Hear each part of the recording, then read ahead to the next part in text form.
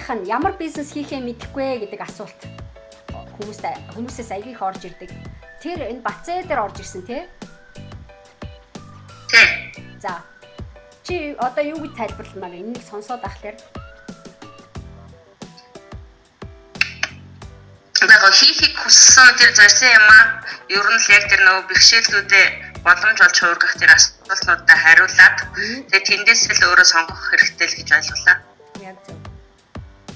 Тэгэхээр чиний нөгөө хийхийг хүссэн юм чи яа харахгүй хиний Бацаагийн хэлж байгаа дүгнэлт гарч иж одоо ямар бизнес хийхээ мэдэхгүй гэж хэлэх биш хамгийн гол нь би яг миний чаддаг юм юу вэ те миний мэддэг мэдлэг юу вэ миний уур чадварыг одоо чадварыг илүү илэрхий юу миний уур чадварыг илэрхийлж чадах юм те миний бизнес ямар бизнес хийвэл намайг илүү тодорхойлж чадах уу те би юу хийхийг хүсэгээд байгаа юугаараа би давуу юм би юу сурахыг хүсэж байна тэр чиглэл рүүгээ бизнесээ хөгжүүлэх юм бол бид нар илүү өөрийнхөө одоо өөртөө байж байгаа юмаа бид нар барахгүйгээр өөрийнхөө байж байгаа потенциалыг бид нар ашиглаж явж байгаа байхгүй юу?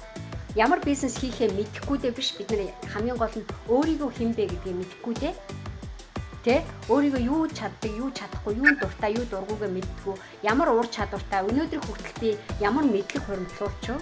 Тэр хуримтлж байгаа мэдлэг чинь ямар үн цэнтэй, зах зээлд ямар үн цэнтэй гэдгийг мэдэхгүй учраас тэ тэгэхээр бизнесээ бид нэр сонгож чадахгүй ингээд толгой тойроод байгаа байхгүй юу? Тийм бааз?